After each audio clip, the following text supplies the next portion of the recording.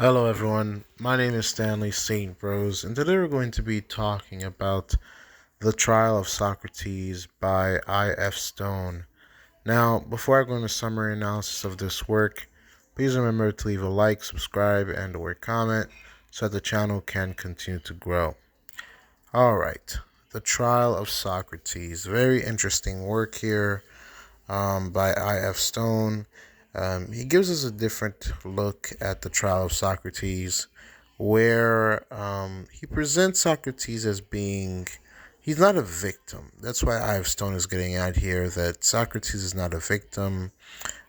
He could have prevented his death. If he had begged the court not to kill him, if he had been reasonable or compromised or, not be as Socrates as he was, there's a great chance that he could have survived. But Socrates did not, go back on his beliefs. He stayed true to his beliefs. And Socrates, he questioned everything.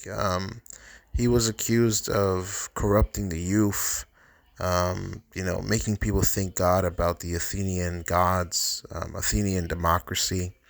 And as presented in Plato's work, Socrates, he's not really one for supporting democracy or Athenian democracy.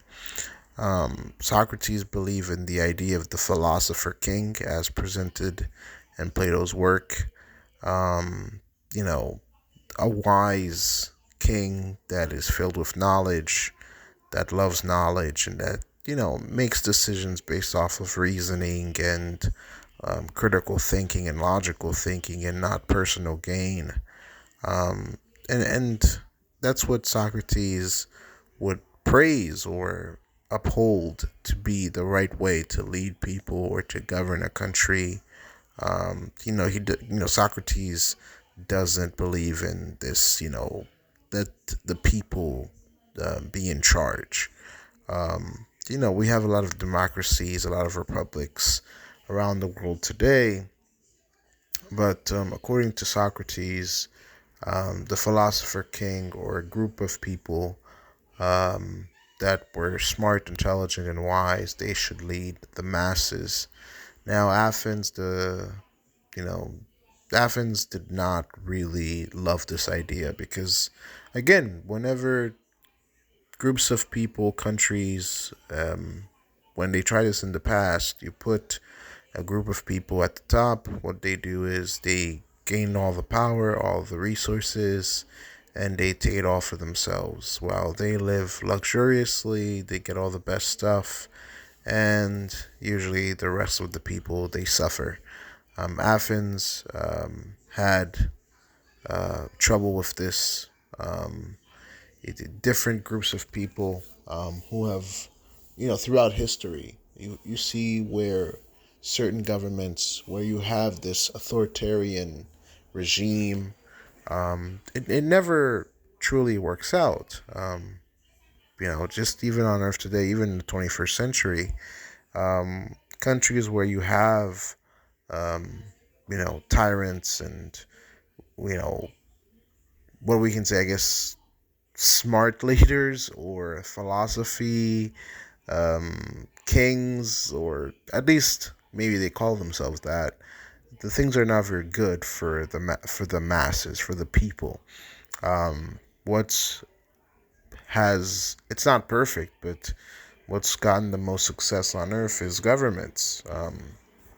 You know, whenever you establish a king or a group of people to rule a country, at some point, the people will die, other people will take their place, and again, it's not pretty, because of course people are gonna go towards personal gain. Of course, people are gonna, give certain people positions because it's their friends or it's their families or it's the people that they like. So Athenian democracy, again, was always about giving power to the people. And throughout history, we've seen many countries focused on more about giving power to the people.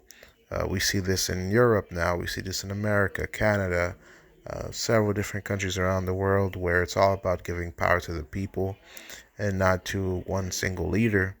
But to Socrates, um, the philosopher king, is the best way to go. And Socrates did not back down from this idea. And he stuck to his beliefs, and he was arrogant about it. I mean, when they accused him of corrupting the youth and going against the Athenian gods, he's like, here are these questions. Here's what we should be asking. Here's what we should be doing. And there was no compromise. There was no, begging for one's life. Socrates was not about that. He was about his beliefs, and he stuck to what he truly believed in. And that's why, he died by drinking hemlock. So died by poisoning. So I guess the dying by poisoning, and a lot of people look at Socrates as this victim. They shut him up. They didn't want him to speak the truth. That's what most people will portray Socrates as. But the Athenian democracy, it was looking out for itself. The people were looking out for themselves because, again, when you put one person in charge, or when you put a group of people in charge, the results are not they're not what you would expect. In terms of deeper meaning analysis, I've just given you guys what the book is about, how I.F. Stone really goes into it and not portraying Socrates as a victim, but as a promoter of different ideas, a different perspective, different ways to look at life, society, philosophy, or how things should be done in Athens.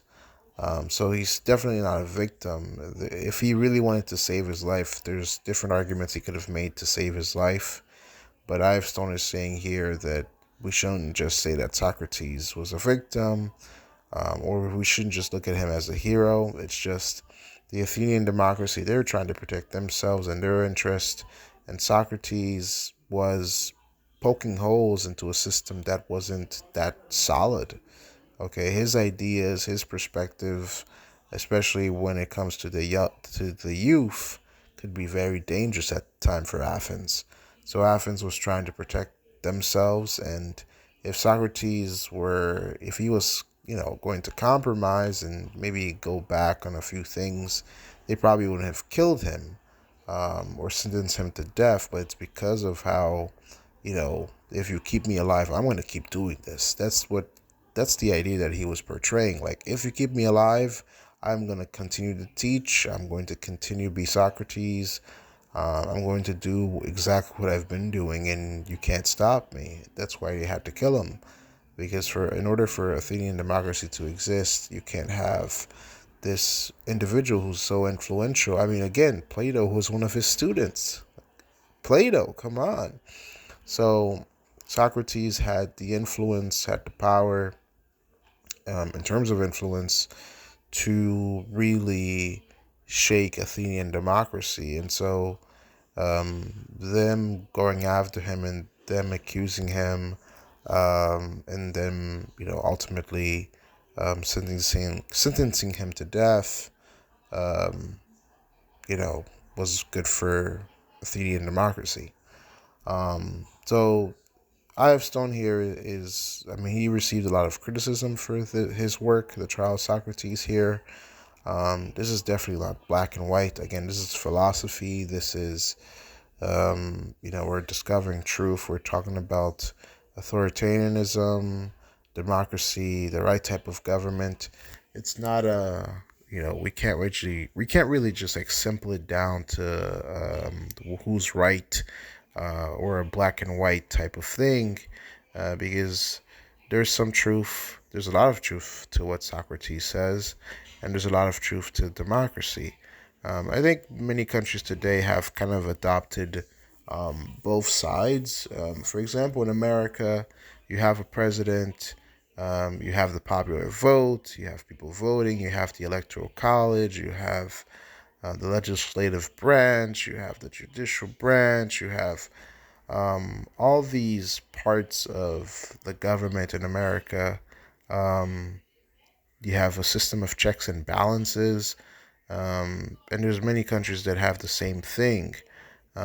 So you do see Socrates' ideas and Athenian democracy in play today.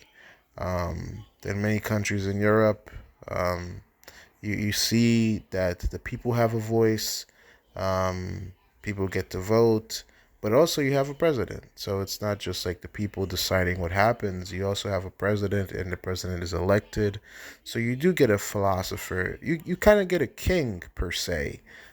Presidents, prime ministers, you do kind of, in of a way, get a king, but the king has the king's the president is like a king, but it's not an absolute power. It's like a king with limitations. A king would just, of course, would just have absolute power. What the king says is law. And we don't have that. So we don't exactly have what Socrates would want. We have a king with a democracy. That's a way to look at it. So again, this is government. This is how countries should be run. There's millions of things we can say, but when it gets to the meat and bones, I have Stone here is just presenting a picture of Socrates that doesn't portray him as a victim, but as a contributor to what happened to him, because he wouldn't back down to his beliefs and to who he was, and how he believed that people should, or how countries should run, and how he was going to influence the world. So, yeah. Well, that's all I had to say about this work. Please remember to leave a like, subscribe, and or comment, and I'll see you guys in the next video.